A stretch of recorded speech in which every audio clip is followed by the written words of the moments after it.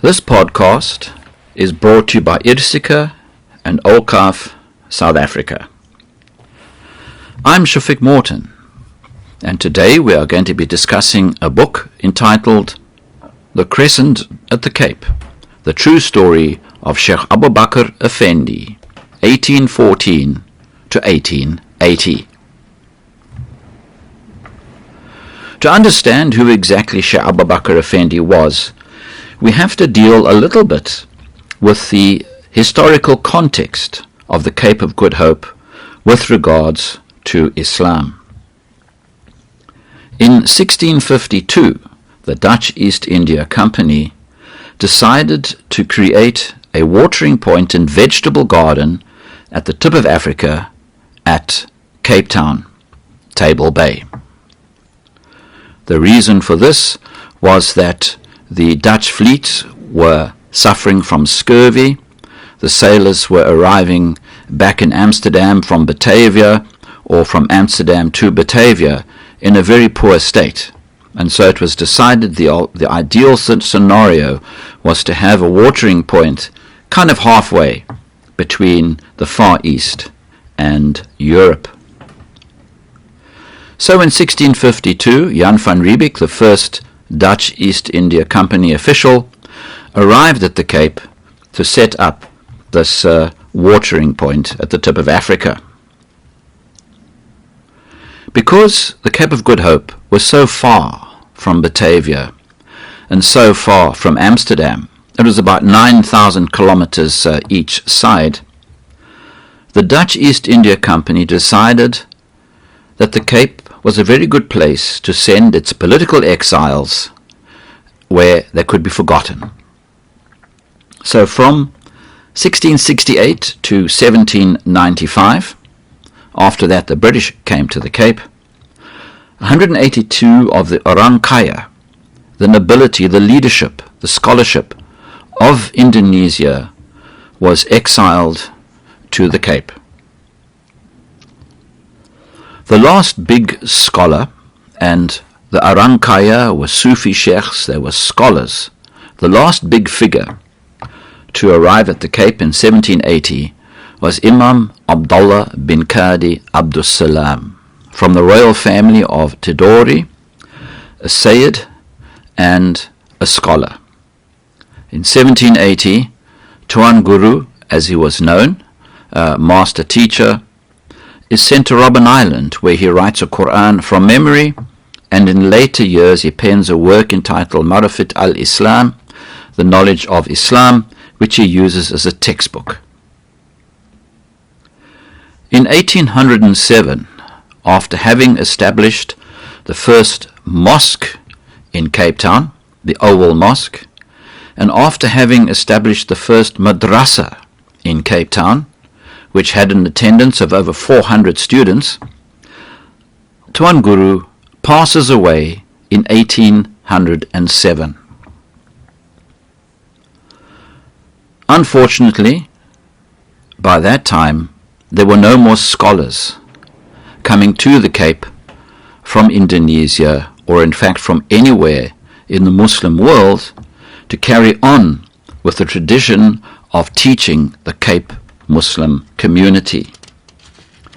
Remember, the Cape was completely isolated and had almost no contact with the Muslim world from about 1800 until the mid-1800s, until the 1850s, when the first members of our community started to perform the Hajj. But in the meanwhile, after 1807, Islam started to backslide. There were no teachers, people started to lose their ilm, their knowledge, and even the imams couldn't read their own books. This resulted in a tremendous amount of infighting and conflict in the community for several reasons. The first one surrounded the issue of the imams. Being an imam at the Cape in those days was the only leadership position. It was the only position of status for a Muslim or for a slave. So it was a highly sought-after position, which resulted in a lot of politics, and it became the politics of power. The second issue, as we've already mentioned, there was a diminishing of religious knowledge, and with the imamate being more a political appointment in the various communities, knowledge started to disappear. The third issue was that the community itself was starting to fight. And during our description of Abu-Bakr's life, we'll talk about some of the conflicts that tore apart the community in the early 19th century. The other problem is that somebody who has an absolute position of power, which the imams had, tend to become corrupt. And unfortunately, some of the imams at the Cape had become corrupt. For example, they would tell their followers that the fitr, which is given at the end of Ramadan, the compulsory the sadaqah or the charity, they would say that if the fitr was not given to them, the fast of their followers would be batil, it would not be accepted. In other words, the Ramadan would not be accepted unless they gave their monies to the imam. On the issue of the qurbani, of the sacrifice at Eid al-Adha, they would tell their followers again that if the meat was not given to them, the imams, their qurban or their sacrifice would not be accepted. And there are stories of the imams pickling the meat, putting it into the barrels, and selling it to the butchers of Cape Town. Those are just two examples. In terms of a lack of Islamic knowledge, nobody could agree whether the body went into the grave head first or feet first.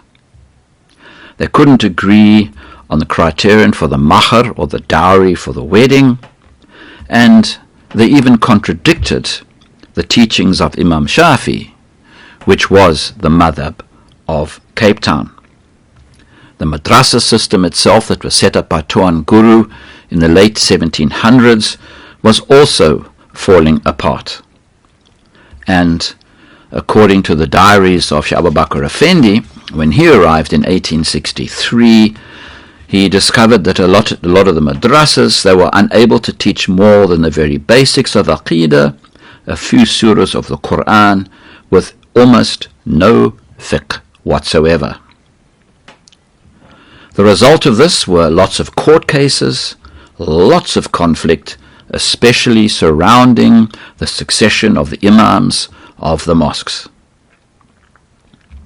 In 1862, a group of community elders, who in their great wisdom realized the problem, started petitioning the British for a scholar to be sent to the Cape, to come and teach them about their faith. The office of the Queen, Queen Victoria, sent this request to the Sultan in Istanbul. Now, a lot of people may ask, why did the British do this? The British didn't have to do this, did they? The British didn't really care about Muslims. Their legacy of how they treated the people of India and other parts of the empire speaks to something of an attitude of offhandedness when it comes to minority communities. However, there was a political agreement that had to be honored in terms of minorities, and this is why the Queen acceded to the requests coming from Cape Town and being forwarded to the Sultan. Now, we have to understand something about Muslim minorities at the time of the Ottoman Sultanate. The Cape Muslim community at the tip of Africa were basically slaves. They'd been given their freedom in 1834, so slavery and oppression for them was a very recent memory. This community, however, did not see the Dutch as their overlords. It did not see the British as its boss. they saw the Sultan in Istanbul as their ultimate protector. In other words, they saw the Sultan of the Islamic world as their leader, not the Queen of England or the King of Holland. A 48-year-old scholar, Shaykh Abu-Bakr Effendi al-Qurayshi al-Amjadi al-Khoshnawi, who was working for the Foreign Affairs Department at the time in Istanbul, was chosen to go to South Africa, where he arrived on the 13th of January 1863. I will get back to who Sheikh Abu-Bakr Effendi is in a few moments. But what is significant about the arrival of Sheikh Abu-Bakr Effendi is that, number one, he came to South Africa not as an exile, nor as a slave. He came to South Africa voluntarily, and he came to South Africa as a representative of a sovereign government. He was de facto an Ottoman ambassador as well as a scholar. In other words, he was the first person of freedom and status to come to the Cape Muslims at the tip of Africa. That is hugely significant. So who exactly then was Sheikh Abu-Bakr? As we've said, part of his name, Sheikh Abu-Bakr Effendi al-Qurayshi al-Amjadi al-Khoshnawi, the word Quraysh pops up. And research reveals that Sheikh Abu-Bakr was a Sayyid, a descendant of the Prophet, peace and blessings be upon him, via Zayd bin Ali. His family had moved to Sisawa and then Hoshnau in northern Iraq or Kurdistan in the 9th century. They had fled from Baghdad during the Abbasid era. Sheikh Abu-Bakr's family had a tradition of ilm, of knowledge, for centuries. They'd opened madrasas in Sisawa and Hoshnau. The family had massive awqaf, huge waqfs in that part of the world, which was known as Shahr-e-Zur. And today, in modern Iraq, it's called the Sulaymaniya province. So, Sheikh Abu-Bakr was essentially of Arab and Kurdish stock. But, and this is important, he identified himself as an Ottoman citizen. And of course we have to remember that the geopolitics of Sheikh Abu-Bakr's day are obviously not the geopolitics of the 21st century. Sheikh Abu-Bakr's father was a Mullah Omar who taught Sheikh Abu-Bakr's father was Mullah Omar who taught Sheikh Abu-Bakr Effendi in his youth, where he became Hafiz al-Quran. After that, Sheikh Abu-Bakr Effendi went to study in Baghdad. He studied at the Sayyid Abdul Qadir Jilani Madrasa. Then he went to Makkah and to Medina. And in Makkah, he became a contemporary and colleague of Sayyid Ahmad Dakhlan al-Shafi, a giant scholar and descendant of Sayyid Abdul Qadir Jilani, who became the Shafi Mufti of Makkah. These are the caliber of people that Sheikh Abu-Bakr was mixing with during his studies. In 1851, there were problems in Shahr-e-Zur, the province from where Sheikh Abu-Bakr's family hailed. The Ottomans had sent a tax collector, Mir Mahmud Bey, to the area, and he had caused a lot of trouble. Because Mullah Omar's 700-year-old madrasa was seen as a symbol of Ottoman rule, local tribesmen burnt it to the ground and beheaded Mullah Omar. The family, gathering together what possessions they could, managed to escape to Erzurum in Anatolia in Turkey. Sheikh Abu-Bakr was recalled by his family from Baghdad, where he was he'd gone back there to study, and he became a mudarris, a professor in Erzurum, teaching at one of Erzurum's many famous madrasas. Then he travelled to Istanbul to study further and to work, and he was employed by the Foreign Affairs Department in Istanbul, and it was there that he was chosen to go to the Cape. As we've said, Sheikh Abu-Bakr Effendi arrived at the Cape in January 1863, and he was accompanied by his nephew Umar Lutfi, who acted as a teaching assistant for 3 years before he returned back to Turkey. When he arrives at the Cape, Sheikh Abu-Bakr is bewildered. He was told that he was going to be teaching a Malay population, quote unquote, but he discovers that the Muslim population at the Cape in 1863 is hugely diverse. 50% of African origin, the other 50% of the community from the Far East, from Indonesia, from Sri Lanka, from India, from all over the place. It was a hugely diverse community, and he asks himself the question, how do I talk to these people? There's so many languages, customs, etc. How on earth do I teach these people? How do I get them together? He expressed his doubts in some of his first letters he sent back to Istanbul, and one of the ministers took time out to encourage Sheikh Abu-Bakr and to tell him not to give up. Don't give up. You're in Allah's hands and you will fulfill his mission. And indeed he did, because in 3 weeks Sheikh Abu-Bakr and Lutfi had attracted more than 300 students to a school which they called the Ottoman Theological School, which was established in Bree Street in Cape Town. Just hold a thought there for a minute. Less than 3 weeks, in 21 days, establishing a school that has 300 students. That is a massive achievement. Unfortunately, it created jealousies, because as we've already stated, the imamate at the Cape was a problem. 2 imams that have been mentioned, Imam Abdul Wahab and Imam Haji, became particularly antagonistic towards Sheikh Abu-Bakr Effendi. The story is interesting because what had happened is that a lot of their followers from their mosques were attending Sheikh Abu-Bakr's school, and the remaining followers of these imams who were not at Sheikh Abu-Bakr's school were harassing, insulting and assaulting the members of Sheikh Abu-Bakr's school in the streets of Cape Town.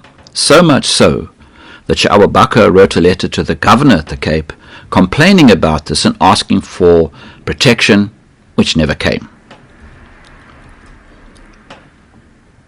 Interestingly, in his letters back home, Sheikh Abu-Bakr says that the people of Cape Town were a lovely people. He's very warm towards them, and says that most people were very receptive to him, were very keen to know about the Islam, and became fairly angry at how they'd been exploited by their imams. But some of these individuals were still extremely powerful. Time doesn't permit us to go into all the details, so we'll just land on a few points to understand exactly what happened at the Cape during the time of Sheikh Abu-Bakr Effendi. He taught the Hanafi madhab. His school taught the Hanafi madhab. However, here's the problem. The Cape was predominantly Shafi due to the Indonesian and East African influences. But the Cape was only nominally Shafi due to the lack of knowledge about basic fiqh. But in spite of that, why Hanafi? The answer is quite simple. Sheikh Abu-Bakr Effendi was a representative of the Khalifa. The court of the Khalifa was Hanafi. He was also employed by the Ottoman Education Department, which was also predominantly Hanafi. So out of diplomatic courtesy and out of a courtesy to his employers, Sheikh Abu-Bakr Effendi had to teach the Hanafi madhab, although interestingly he would privately say that he was a Shafi, which makes complete sense because he hailed from Hoshnau in northern Iraq, which was Shafi. So who do we blame? We don't know. What was held against Abu-Bakr was the fact that he was Hanafi. This was used by some of the Imams, and they said, rather strangely, startlingly, that it was haram, yes, haram, to pray behind him as he was a Hanafi, and it was haram to take knowledge from him. Jealousy. Shaykh Abu-Bakr was also accused of declaring crayfish, or lobster, and barracuda or snook as haram too, which in fact he didn't, and research reveals this. Again, jealousy. Umar Lutfi, Shaykh Abu-Bakr's nephew and assistant, observes how grateful some of the people at the Cape were, especially the adults, at his teaching. And Shaykh Abu-Bakr would teach the adults on a Sunday, and Umar Lutfi observes how some of them would burst into tears with joy at having verses of the Quran explained to them by Shaykh Abu-Bakr Effendi. Shaykh Abu-Bakr was dragged into community politics via various court cases where he testified as an expert witness. In fact, during Shaykh Abu-Bakr's time and just before his time, there were something like 20 court cases in the Cape High Court between members of the Muslim community. Shaykh Abu-Bakr's witnessing would infuriate those at the wrong end of the court's judgments. I'm going to leave it there. Perhaps one of the biggest contributions of Shaykh Abu-Bakr Effendi is something called the Bayan ad-Din, the proof of the Deen, where he successfully transcribed a basic fiqh work in Afrikaans via Arabic.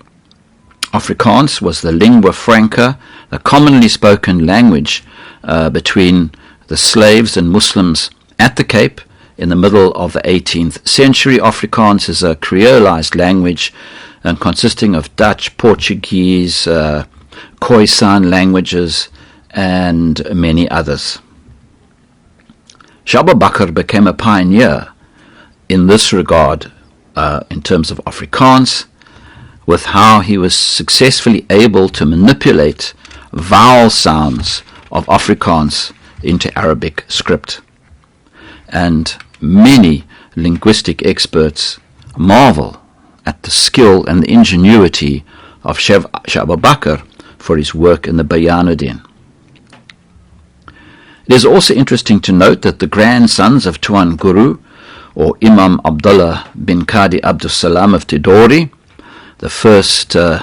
one of the first big sheikhs at the Cape, who wrote a Quran from memory, who wrote the Marifat al-Islam, and who established the first mosque and the first madrasa. That was Tuan Guru's contribution, that his son Abdul Rauf had welcomed Shaykh Abu-Bakr to the Cape on his deathbed and said, finally, somebody of knowledge has arrived.